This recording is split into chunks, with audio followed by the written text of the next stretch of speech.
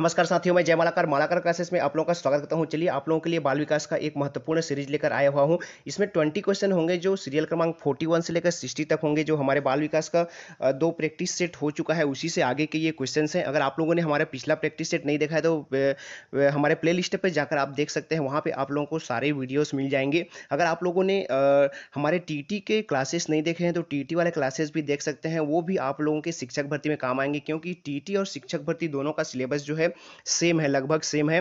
तो आप टीटी से रिलेटेड भी जो भी जितने भी प्रैक्टिस सेट हैं वो भी कर सकते हैं, क्योंकि टीटी में हमारे जितने भी क्लासेस हुए थे बच्चों ने बहुत सराहा था और बहुत से लोगों को उसमें सफलता मिली थी। तो बहुत ही इंपॉर्टेंट क्वेश्चन का सीरीज हमारे एनसीएफ का है, एनसीएफ 2005 का है, आरटी 2009 का है, आपका एनईपी 2020। उस इन सभी का क्वेश्चन हमारी जो है टीटी के लिए बना हुआ है। तो वहां पर जाकर आप देख सकते हैं, बहुत ही इंपॉर्टेंट क्वेश्चंस के सीरीज टीटी के हैं। तो प्ले लिस्ट पे जाइए और बहुत सारे वीडियो आपको मिल जाएंगे। और चलिए स्टार्ट करते हैं आज का पहला क्वेश्चन।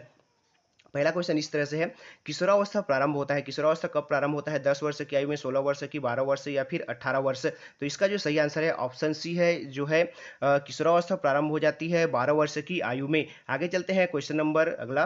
देखिए, पूर्णतः कार्यशील व्यक्ति का संप्रत्यय दिया है ना, पूर्णतः कार्यशील व्यक्ति के संप्रत्यय का सिद्धांत किन्होंने दिया है? Carl Rogers, Freud, Francis Galton या फिर इवान पावलोव? इसका जो सही आंसर है वो है ऑप्शन ए है, कार्ल रोजर्स ने जो है पूर्णतः कार्यशील व्यक्ति के समप्रत्यय का सिद्धांत दिया है, याद रखिएगा।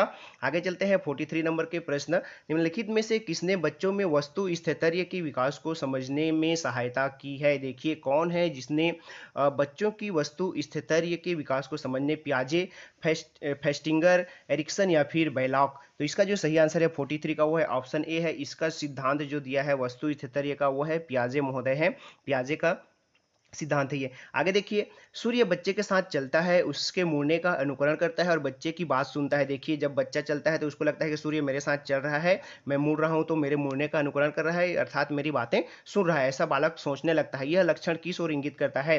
पराहम केंद्रीयता, केंद्रीयता, सजीव चिंतन या फिर वस्तु स्थितर्य? तो इसका जो सही आंसर है वो ऑप्शन सी है, सजीव चिंतन, है ना।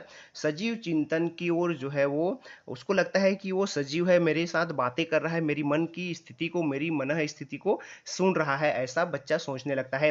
किसने यह दावा किया कि सभी भाषाओं में होने वाले कुछ सार्वभौमिक गुण जन्मजात होते हैं? देखिए, सभी भाषाओं में जो होने वाले सार्वभौमिक गुण होते हैं वो जन्मजात होते हैं। बी एफ स्किनर, अल्बर्ट वुंड्रो या फिर नॉम चॉम्स्की या फिर ईसी टॉलमेन? तो इसका जो सही आंसर है वो है ऑप्शन सी है, नॉम चॉम्स्की जो है उन्होंने ये कहा है। ठीक है, आगे देखिए 46 नंबर के प्रश्न।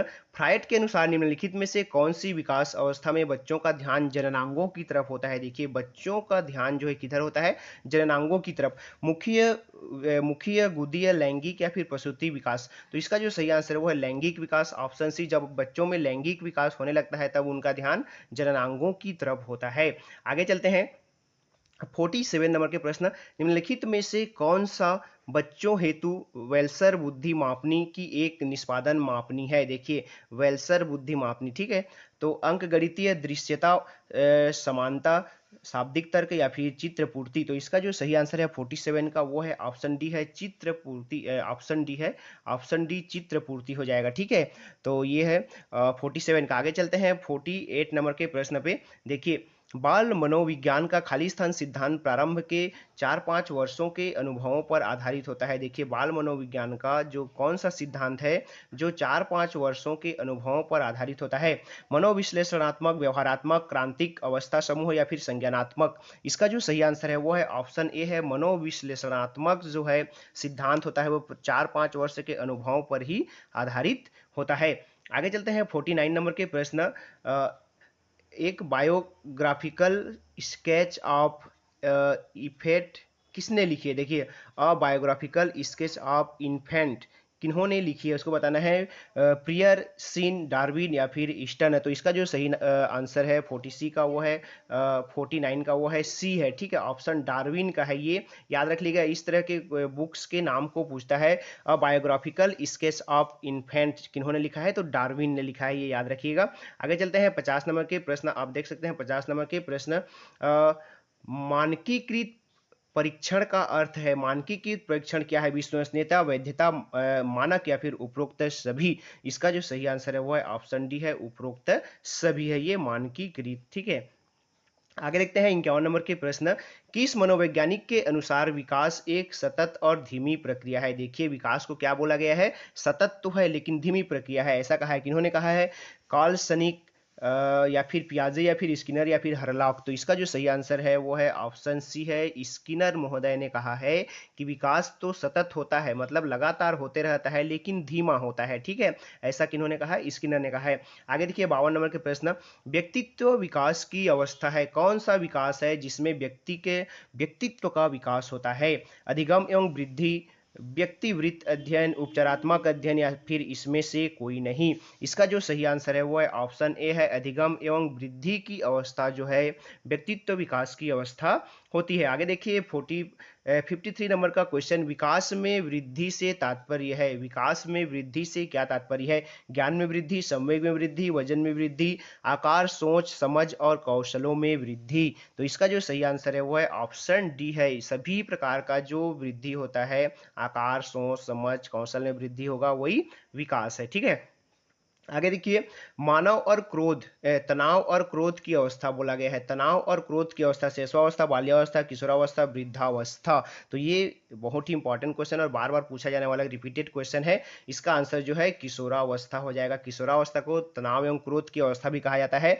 संघर्ष, तनाव एवं जो है संघर्ष एवं तनाव का काल भी कहा जाता है किशोरावस्था को, इसको याद रखिएगा। आगे देखिए 55 नंबर के प्रश्न। बालक का विकास परिणाम है, बालक का विकास जो है किसका परिणाम है? वंशानुक्रम का, वातावरण का, वंशानुक्रम और वातावरण की अंतःक्रिया का, फिर आर्थिक कारणों कारकों का। तो इसका जो सही आंसर है वो है ऑप्शन सी है, वंशानुक्रम और वातावरण के अंतःक्रिया का। देखिए जितने भी क्वेश्चन कर रहा हूँ किसी न किसी एग्जाम में आए हुए हैं, बहुत ही इंपॉर्टेंट क्वेश्चन है। आगे देखिए 56 नंबर के क्वेश्चन। शारीरिक विकास का क्षेत्र है, शारीरिक विकास का क्षेत्र क्या है? स्नायुमंडल, स्मृति, अभिप्रेरणा या फिर समायोजन। इसका जो सही आंसर है वो है ऑप्शन ए है, स्नायुमंडल शारीरिक विकास का क्षेत्र होता है। 57 नंबर के प्रश्न में आ जाते हैं। श्यामपट्ट लिखते समय सबसे महत्वपूर्ण क्या हो जाता है? अगर आप श्यामपट्ट में लिख रहे हैं तो सबसे महत्वपूर्ण क्या है? अच्छी लिखावट, लेखन में स्पष्टता, बड़े अक्षरों में लिखना, छोटे अक्षरों में लिखना। तो यहाँ पे जो सटीक आंसर हो जाएगा वो ऑप्शन ए हो जाएगा, अच्छी लिखावट होनी चाहिए। जब श्यामपट्ट में लिख रहे हैं तो बच्चों के समझ में आना चाहिए, उस तरह का लिखा होना चाहिए। आगे देखते हैं 58 नंबर के प्रश्न।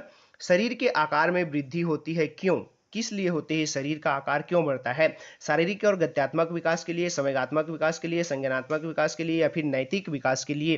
तो इसका जो सही आंसर है वो है ऑप्शन ए हो जाएगा, शरीर और गत्यात्मक, शारीरिक और गत्यात्मक विकास के लिए हो जाएगा। आगे देखिए 59 नंबर के प्रश्न। पियाजे के संज्ञानात्मक विकास के अनुसार संवेदी क्रियात्मक अवस्था होती है। देखिए मैंने चारों बहुत से पिछले वीडियो में चारों अवस्थाओं के बारे में बता चुका हूँ। पियाजे के 4 अवस्था होता है ना?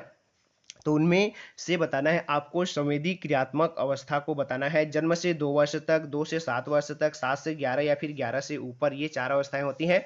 तो संवेदी बोला है तो ये होता है पहला हो जाएगा, ऑप्शन ए बिल्कुल हो जाएगा। पहला क्या होता है? संवेदी क्रियात्मक अवस्था होता है जो जन्म से 2 वर्ष तक होती है, 2 से 7 वर्ष तक होती है, उसे पूर्व संक्रियात्मक अवस्था कहा जाता है। 7 से 11 को मूर्त क्रियात्मक बोला जाता है और 11 से ऊपर को औपचारिक या फिर अमूर्त क्रियात्मक बोला जाता है।